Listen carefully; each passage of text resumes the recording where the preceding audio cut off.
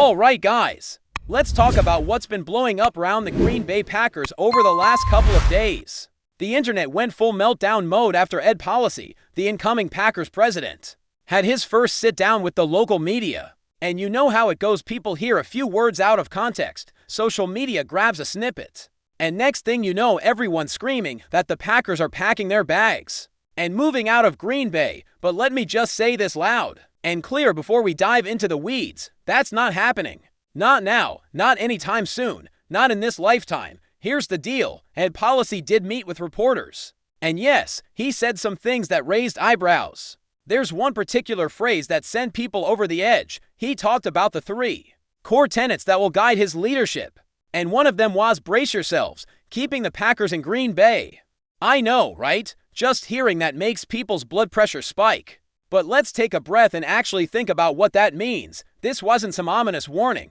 It wasn't a secret message to NFL owners or a soft launch of a relocation plan. What Ed was doing was speaking to the unique business reality of running the Green Bay Packers. If you listen to the full context, which I did, it's clear that the conversation was about finances. It was about making sure the organization remains viable, profitable, and sustainable in the smallest market in all of North American professional sports. Remember, the Packers don't have a billionaire owner.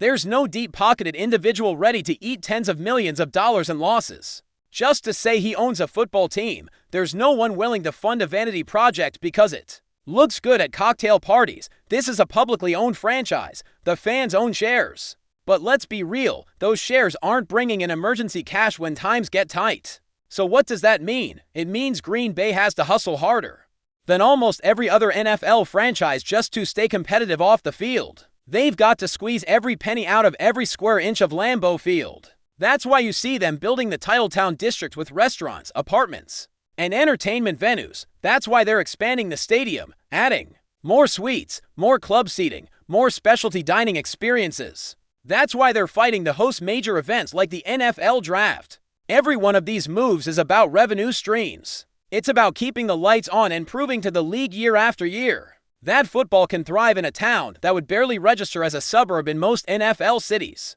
Now here's where people lose the plot. Just because Ed Policy says, we need to make money, doesn't mean he's plotting some escape plan. It doesn't mean they're secretly drawing up stadium designs for Portland or Austin, or wherever else the relocation rumors like to send them. It's just the reality of the business. The Packers, like every other NFL team, are in the money-making business. This isn't a community service project. It's not a non-profit co-op where everyone just pitches in out of love for the green and gold. Yes, the Packers have a unique ownership structure, and yes, that creates an awesome sense of connection between the team and its fans. But at the end of the day, this is professional sports. It's a business first. Now, let's also acknowledge that there's a lot of pride in Green Bay about the fact that the team isn't owned by some faceless billionaire. Packer fans love that there's no Jerry Jones-style figure sitting in a luxury box making calls about the roster. They love that there's no ego-driven owner pulling strings behind the scenes. No one playing fantasy football with real NFL players. That said, there's a flip side to that. When you don't have an owner willing to open up their personal fortune to cover a bad financial year, every dollar counts even more.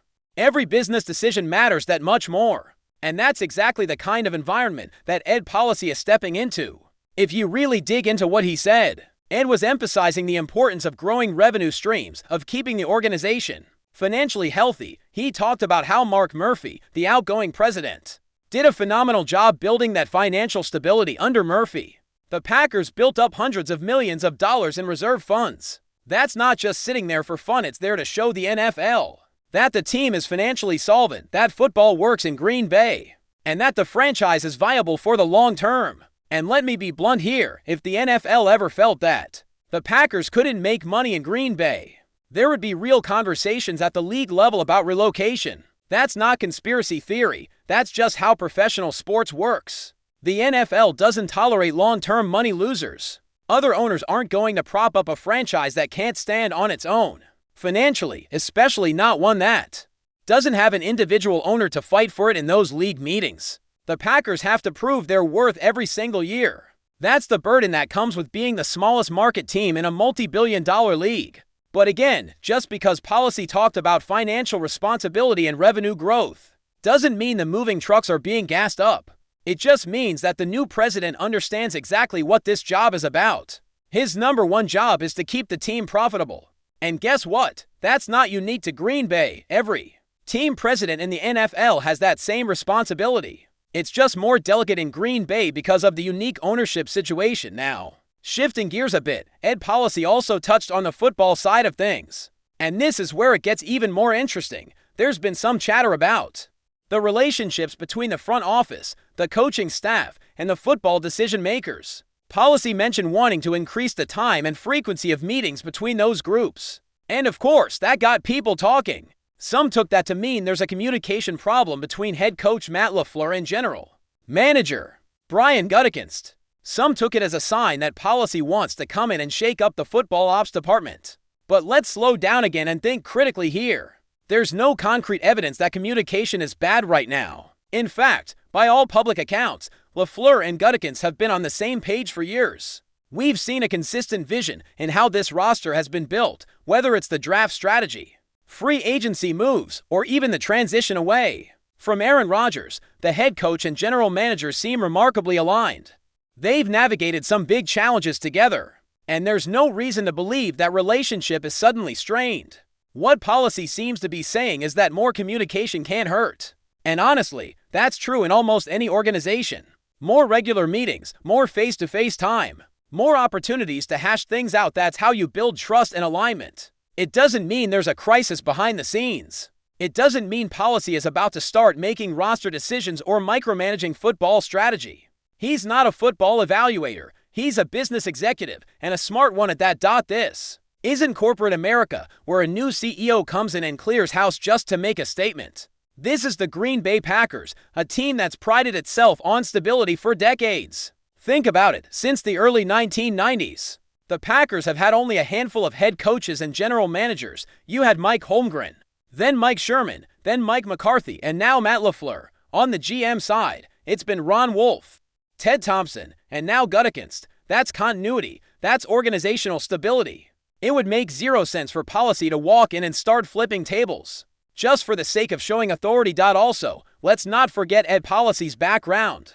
He's the son of Carmen Policy, one of the most respected executives in NFL history. The man knows how good franchises operate. He understands that great leadership often means empowering the people you've hired to do their jobs. That means letting the football people handle football decisions. Now, some fans might think, well, they haven't won a Super Bowl since 2010. Maybe it's time for big changes. But that's not how good organizations make decisions.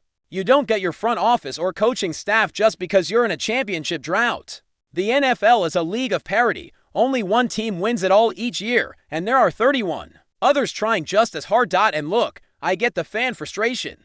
Every offseason feels like the time to hit the panic button.